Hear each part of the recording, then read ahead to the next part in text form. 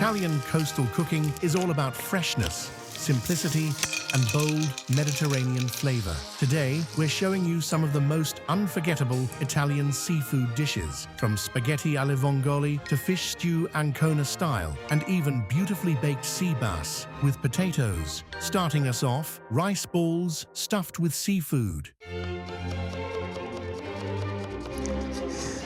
Sicily is an island in the Mediterranean, right off the toe of the boot of Italy.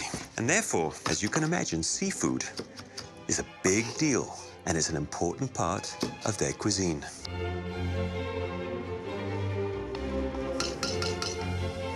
And in this pot here, I have a little risotto. Add a whole egg along with some lovely pecorino cheese from Sicily. It's time for it to come out onto a baking sheet, just like this, to cool down. A great glug of white wine.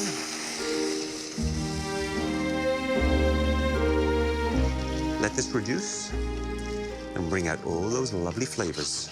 A seafood dish just wouldn't be a seafood dish without some lovely little shrimp in it.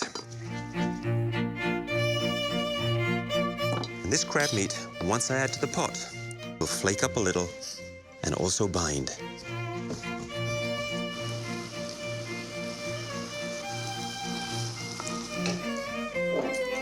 A little tomato puree. Gonna add a vibrant color and help bind the filling.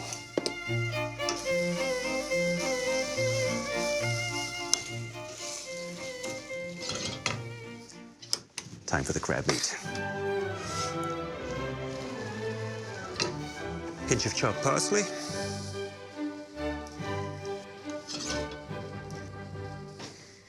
Now that things are cool, we can get started.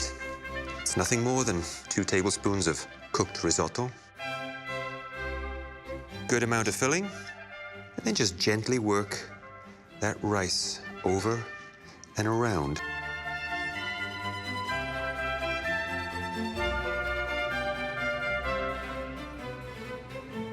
A gentle roll in some flour, into some egg, and it's that egg that will now allow me to stick a layer of breadcrumbs.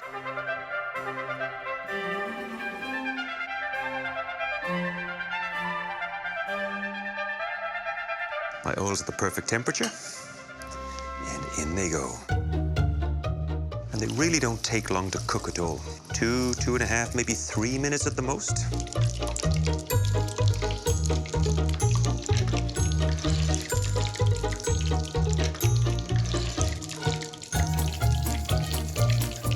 Look at this gorgeous golden brown color. Love it. Piping hot and crispy arancini. And arancini means little oranges. I guess because they're small and a wonderful orange crispy color to them. Let's see what's inside. Look at that, filled with that wonderful seafood filling with a little gooey cheese. Dip into a little spicy tomato sauce or a squeeze of lemon.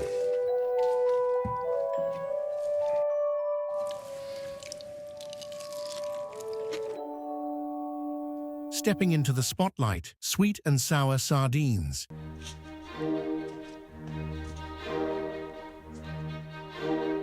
The Veneto region of Italy is up on the northeast coast, and it literally spills into the Adriatic Sea, which in return gives up a bounty of beautiful, delicious seafood and shellfish. And this sweet and sour sardine dish happens to be a favorite with the locals.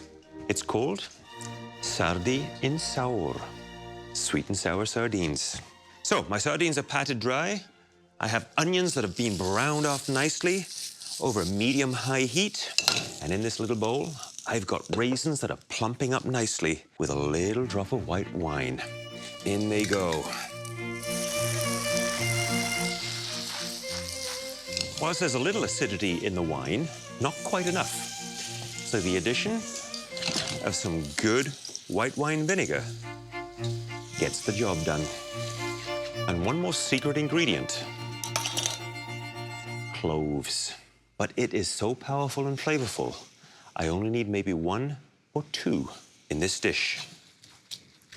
Now, in order to fry my sardines up and get them nice and crispy, a light coating in seasoned flour and a good shaking is going to get the job done for me. Come and take a look at this oil. It is actually shimmering, and you can see the heat waves, which tells me my oil is just about ready to go.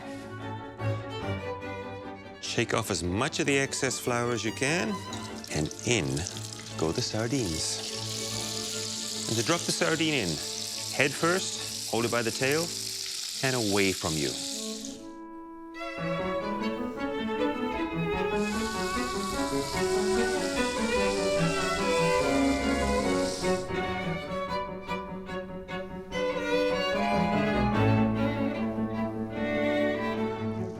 My sardines have crispened up really nicely. You can hear the sizzle continuing. Look how crispy and crunchy they are. And a beautiful color. Lay these onto a little dish.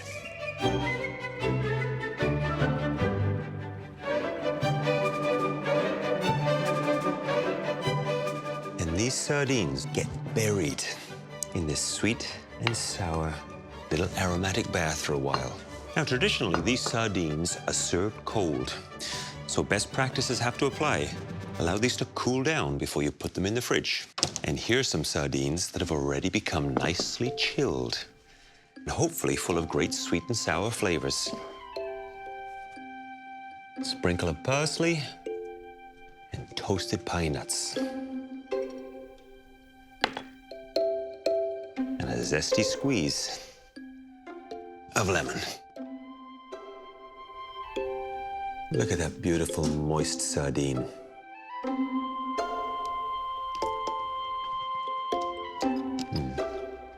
You know, the flavor of that sardine is still there. Big and bold, rich and meaty, but the wonderful acidity flavor, the wonderful sweet onions and raisins just amps it up to a whole new level. This dish makes the perfect summertime antipasto. You won't want to miss fish stew Ancona style.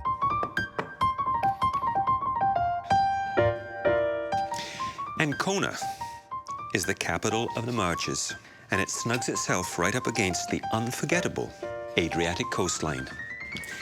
And it's that, along with its fishermen, that provide the inspiration for this brodetto, a seafood stew, with all the beautiful fresh fish that comes in and out daily from those fishing boats. And these mussels, these are some of the freshest I've seen in a while. 2 things you have to remember. One is, make sure they're all closed, because that tells me that they're fresh. And if you happen to see one open, give it a little pinch or tap it with a knife. And if it doesn't close, get rid of it. Number 2, see this little fibrous piece here? That's known as a beard. And before you cook it, and certainly before you eat it, you want to get rid of it. Let's cook some seafood.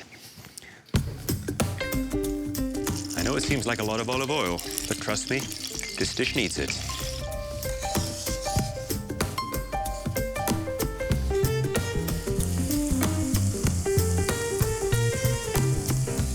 Now, a little bit of heat, peperoncino chilies, white wine vinegar. This will really enhance and deepen the flavor of this brodetto. Oh, you can smell the vapors of that vinegar coming off and the heat from the chilies. Passata. This is pureed flesh of ripe tomatoes. Just beautiful, bright red flavor. As soon as that comes to the boil, I'm ready to add my seafood. I'm gonna put in the mussels and clams first because they'll take a little longer to cook. I'm gonna see them start to open up and release all those wonderful juices. The snapper and the cod, roughly the same size as the sea scallops. Shrimps, they're gonna go in last because they cook really quick. Putting the seafood into this dish, it's all about an even layer. Let them breathe in there, gently simmer.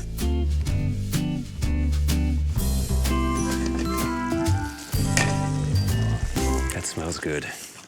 Time to put the shrimp in.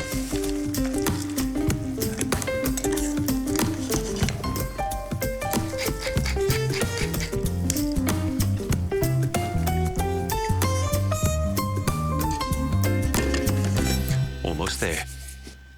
To finish this dish, a beautiful crusty piece of bread, toasted up, rubbed with a little bit of garlic. Just by giving it a little rub like this, you're gonna get that light but fresh infusion of garlic. And then this sits in the bottom of a bowl with a healthy amount of olive oil. To serve it up, just pile it on top of that toasted bread.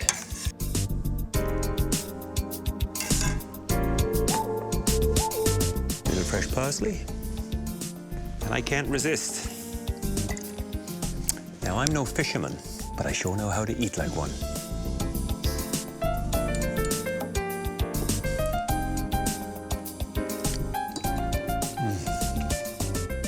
Perfectly cooked shrimp.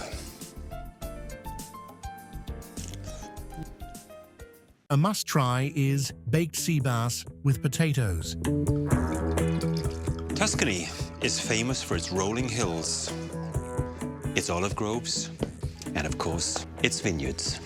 But let's not forget, it has the sea, with lots of beautiful fresh fish. And this sea bass, or branzino, is a handsome fresh specimen. And I can tell that because of the bright eyes, wonderful sheen to the flesh, and how plump it feels. Presto ti prego, ho la febbre, presto ti prego, e sto male, parlami, ho bisogno di te. So the idea here is to slice the potatoes nice and thin so they cook quickly, and thinly slivered garlic. Beautiful. An even layer. Take my paper towel, dry off my branzino. Just a quick pat down. I just want to take the excess water off this branzino so as my flour will stick nicely. Simple, all-purpose flour. This is going to help me get a nice little brown crust. Good shake off the excess. I like to take a little pinch of salt in the cavity right now. Done. Onto my hot skillet. Perfect.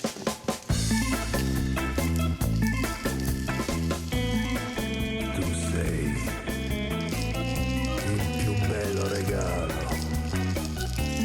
Tu sei per me la musica del cuore.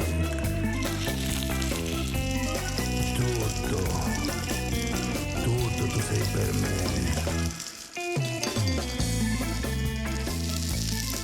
Branzino's ready on the other side. And just gently lay it on his bed of potatoes and leeks. Now, rosemary, and even though it's a woodsy, hardy herb, it goes beautifully with this branzino. Add the sage, a little garlic. The finishing touch, a little white wine to bathe this beauty in. This white wine is going to provide the moisture, which will turn into steam and cook the potatoes, leeks, garlic in that beautiful branzino. Lightly cover with aluminum foil and into the hot oven. Now, halfway through cooking, I'll remove the foil so things can crispen up.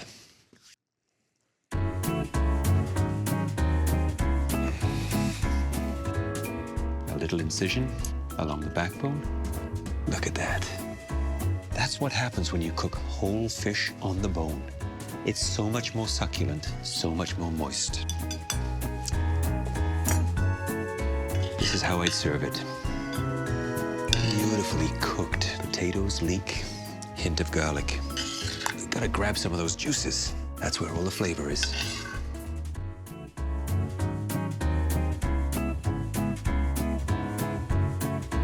Olive oil. Just a squeeze of lemon juice. Those amazing melted potatoes. And together, Simple food has never tasted so good. And taking the top spot, spaghetti alle vongole. Simple, classic, and absolutely timeless. Spaghetti alla vongole. Spaghetti with clams. And what gives this sauce such a unique flavor is the juicy, briny flavors locked within these delicious little clams. And the reason I rinse and soak them in water is to get rid of all of that nasty bit of sand that they filter out.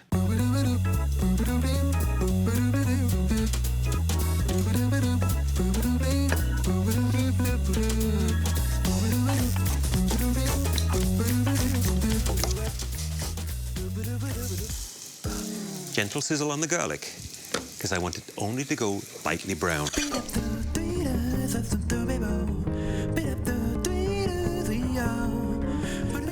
In with the clams, and a splash of dry, crisp wine.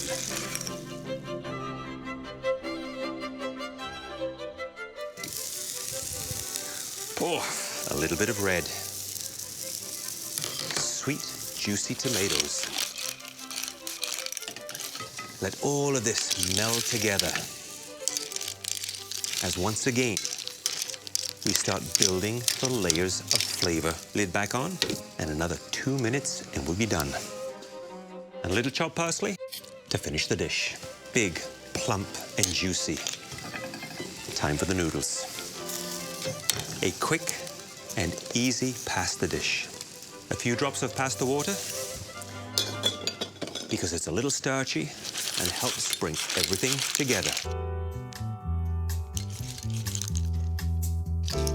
So many clams, and so much juicy, sweet, briny sauce.